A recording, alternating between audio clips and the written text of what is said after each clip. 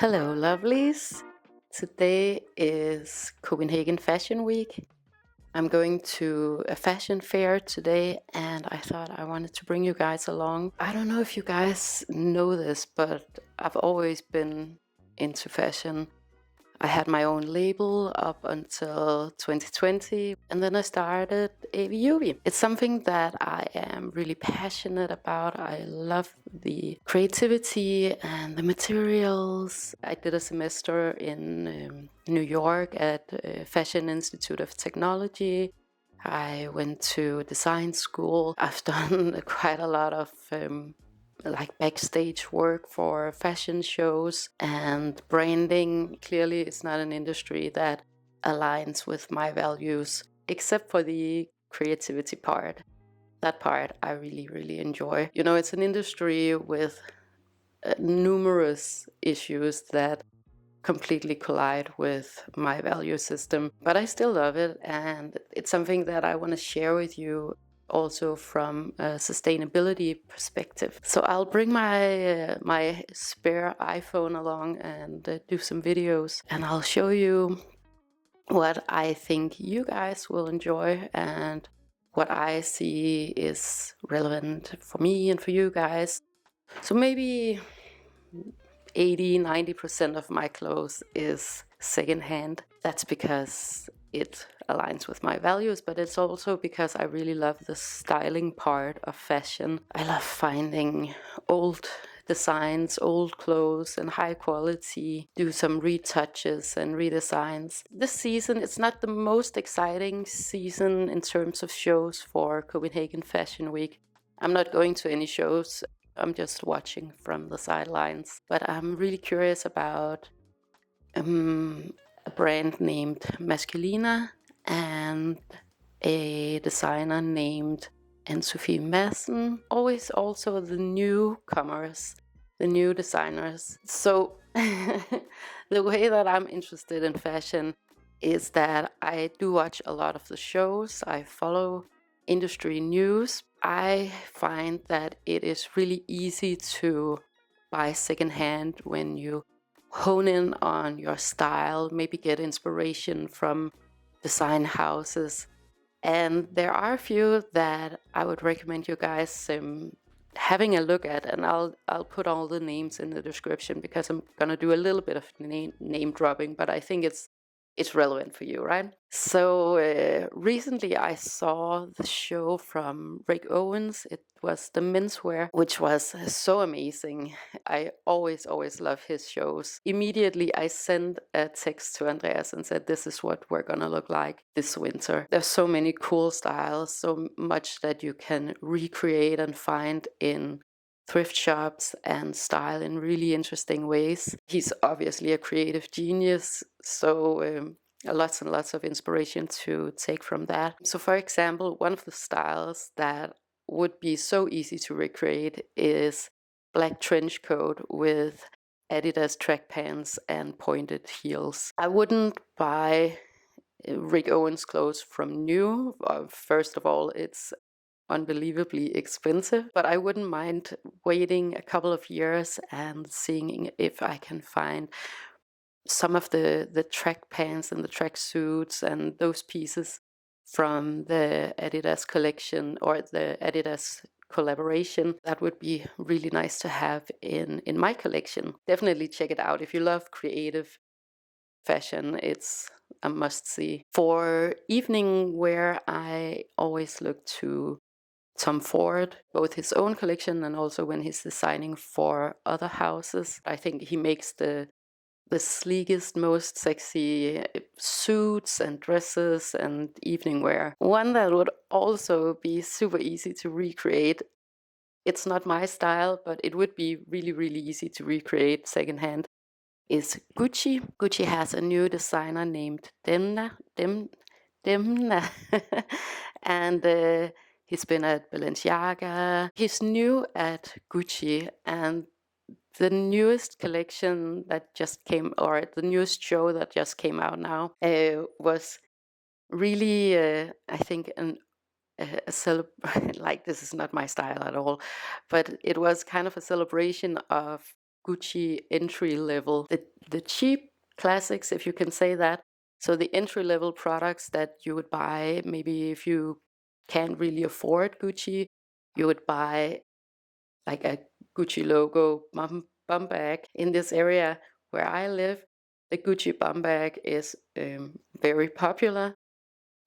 For other reasons, it's a sign of something else. Maybe you guys know if you live in a city. Also, the Gucci logo belts, something that was kind of fun, but not that fun, but a little bit, creative, was that he put a lot of the models in shoes that were 3 sizes too big. If I'm interpreting this show correctly, it was a commentary to if you're trying to have a Gucci product, you might buy something 3 sizes too big because that's the only thing you can afford, or that's something you found in a flea market or online secondhand, and you're compromising on comfort and sizes because you just want to have the label. That's how I interpreted that, because you don't put models in shoes that are 3 sizes too big unless you know what you're doing. And I think Denma, he knows what he's doing. I don't like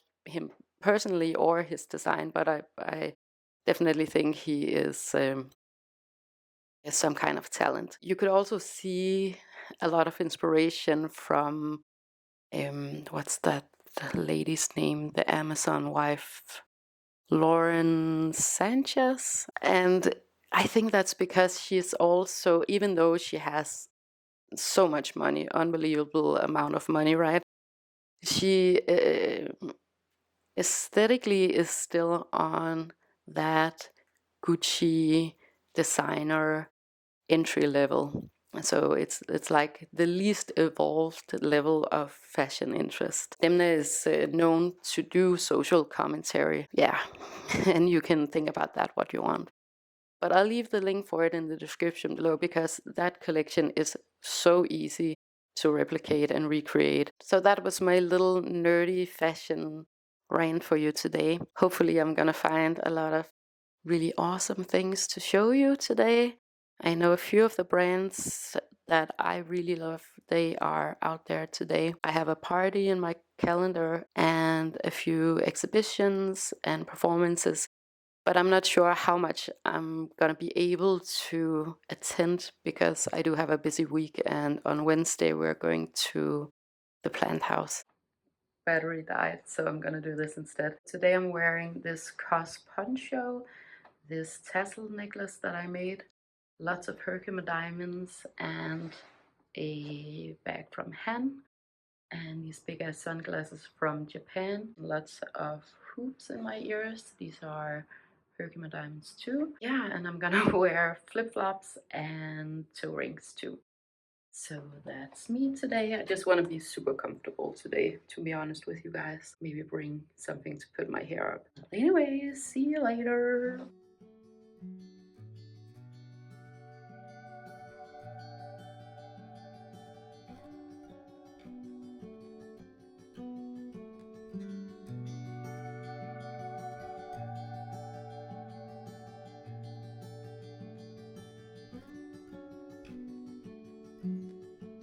Good morning, guys. It is Fashion Week day 2.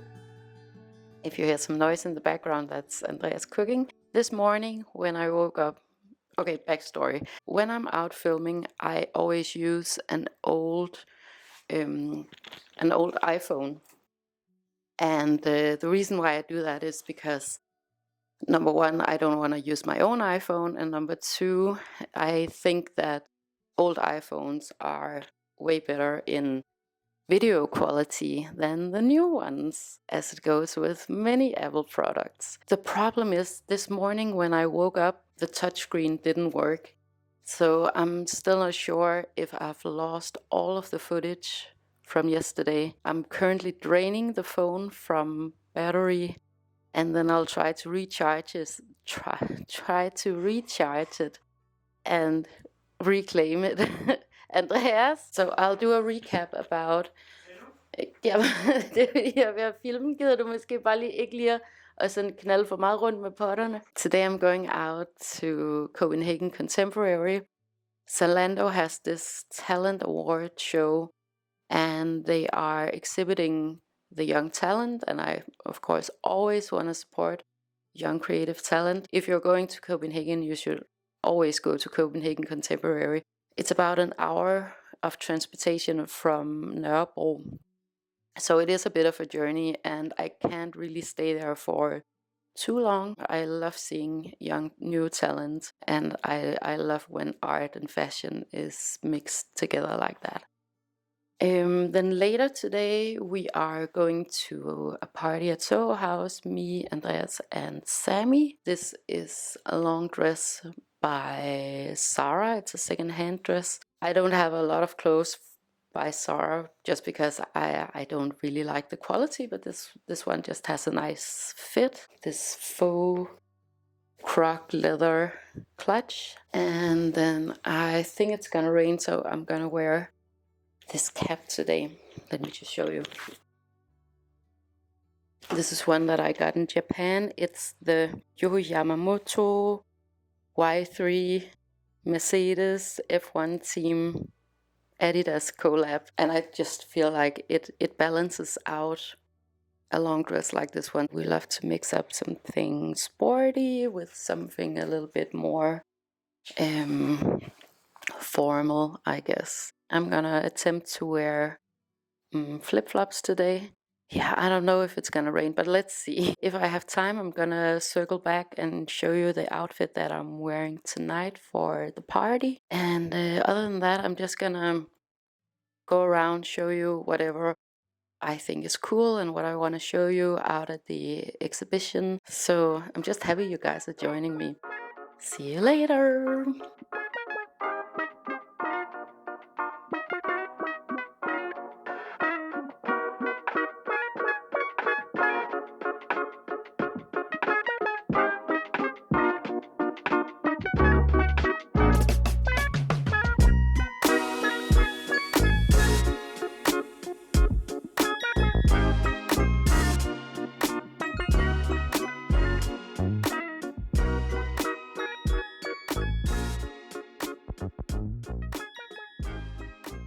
Good morning, guys. So I managed to recover the missing video clips and images from day one of Copenhagen Fashion Week, and I wanted to do a little run through of day one. I spent the day at SIF. I always find it so interesting to go to trade shows, mainly because I think it's such a good source of inspiration.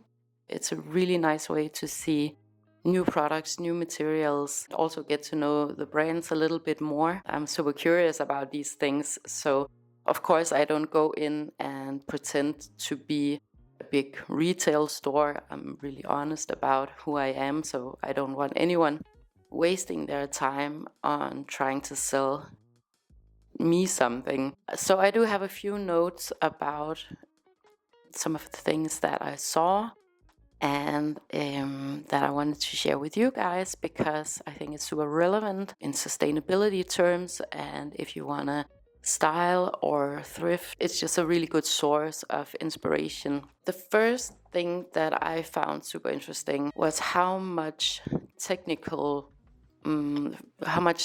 fabrics played a role.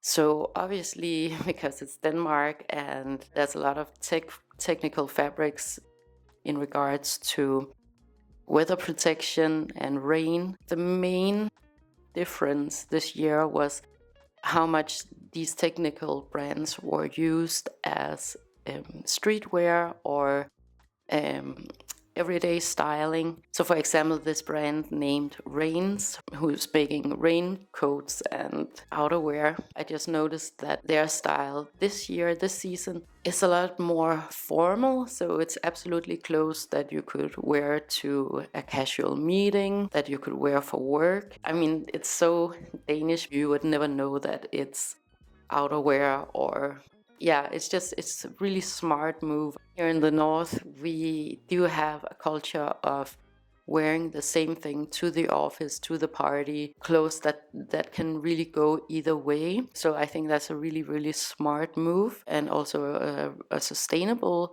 way of thinking about clothes. I think everybody in Copenhagen has either a bag or a jacket or some piece of clothes from Rains, so it's very much a Copenhagen brand. There was also a lot of hiking inspiration, which has been going around for years now, but I love that aesthetic. So a brand that was new to me was a brand named Stamm. I think Stamm, Stamm, some really cool designs, but still weather resistant. Definitely something that I'm gonna check up on and follow. I don't buy a lot of new clothes, but when I do, I definitely want clothes that are super versatile and that are gonna hold up for a really long time. It's really difficult to make weather resistant bags and clothes that you use every day that really stand the test of time. So the theme of materials was not only a thing for the outdoor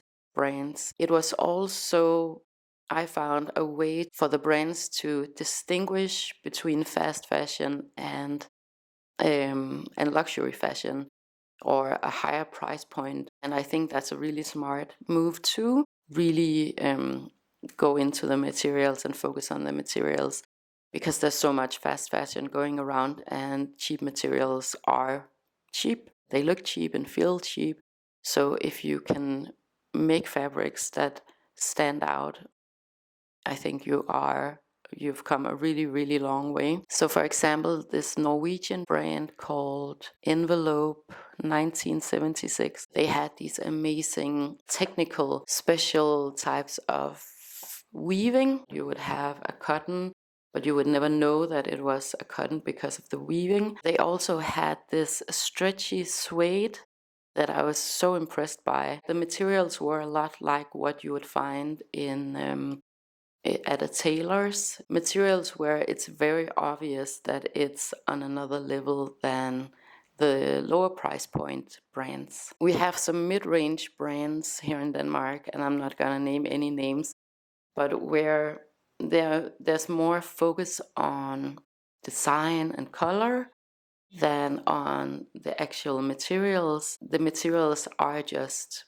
equivalent to H&M materials, but they have a way higher price point. Jewelry-wise, I was really impressed by a Danish label named Maria Black. It has been around for 20 years, I think. If you want something that's maybe a little bit more real Copenhagen, Maria Black would definitely be it. It's a really solid business, it seems like. They are known for making these really architectural and interesting silver earrings, for example. So they have these big chunky sculptural earrings that look really heavy, but they have somehow developed a method of making them hollow. Another cool thing about this brand is that you can wear most of the jewelry in several ways, so you can turn them around, have them upside down or whatever, which also makes it really versatile and, in my opinion, super sustainable, because you can style it in a bunch of different ways. The thing about statement pieces is that they're really in your face, right? So they're really obvious, and if you're at an event or a wedding or something like that and you wear a statement necklace or earrings and you get your photo taken, it will always kind of be the piece that you wore to that event. But with these types of jewelry where you can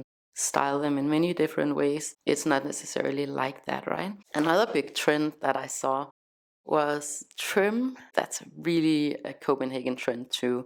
Applications, fringe, tassels, embroidered beads. I really loved Ali's t-shirts with rhinestone applications. Very Y2K and in line with their whole brand and aesthetic and history. Also a really well-known Danish brand, Opera Sport. They had really nice beaded embroidered dresses and skirts and shirts with lots and lots of details and these kinds of things that really elevate a brand. I think it's a trend that we're gonna see so much of this winter and next year.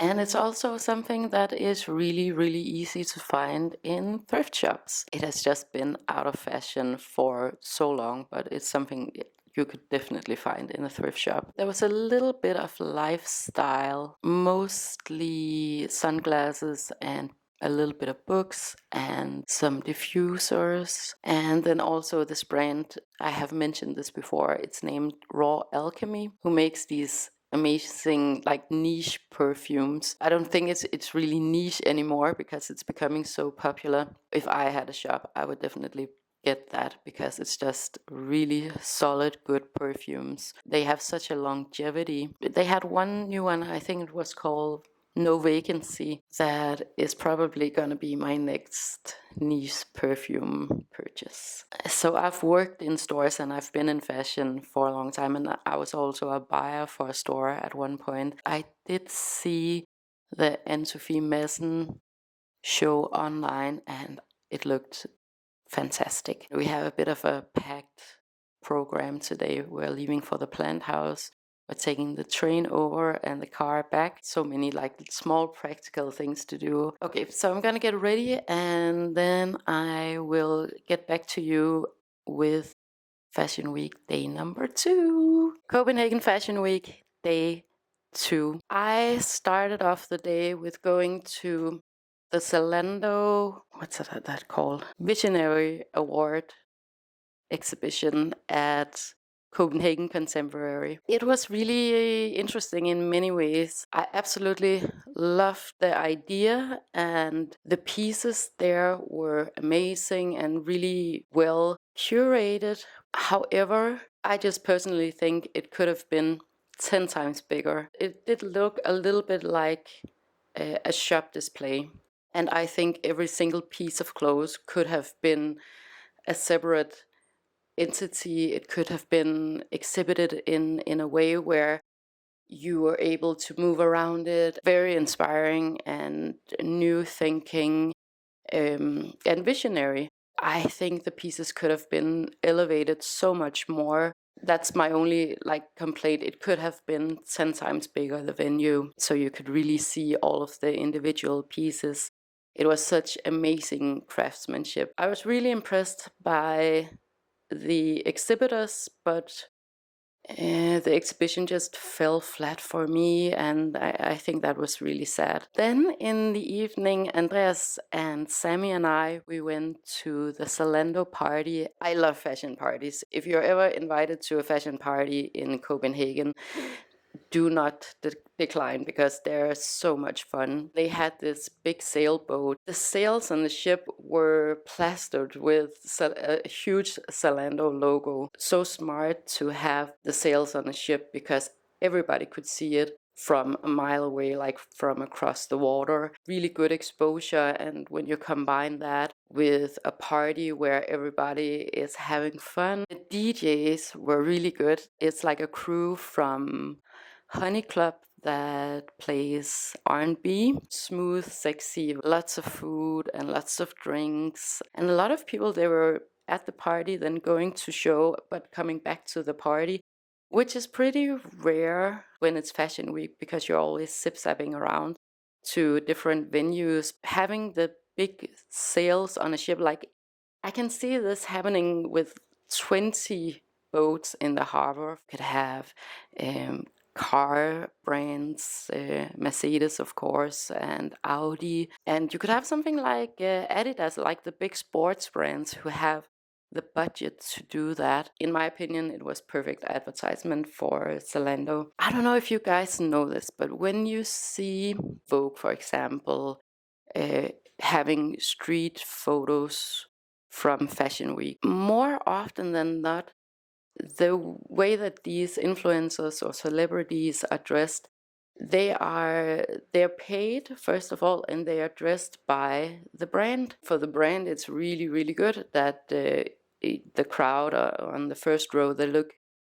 coherent and in line, but it's not actual street fashion, right? So if you want to see street fashion, a party like the one would be much more interesting because it's people's own clothes that they have styled and they have made all of the decisions.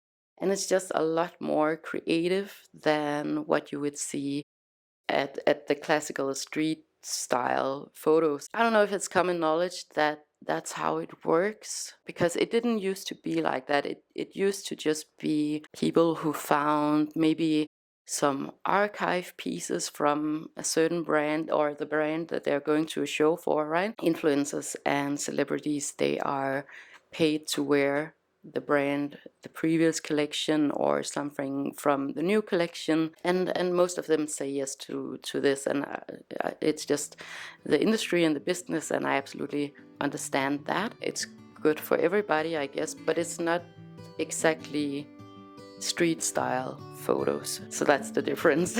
I really want to get to the pop-up shop, but I'm not sure that I'm gonna be able to do it. If I am, I'm gonna show you at the end of this video. Thank you so much for hanging out with me for Copenhagen Fashion Week, and I'll see you in the next one.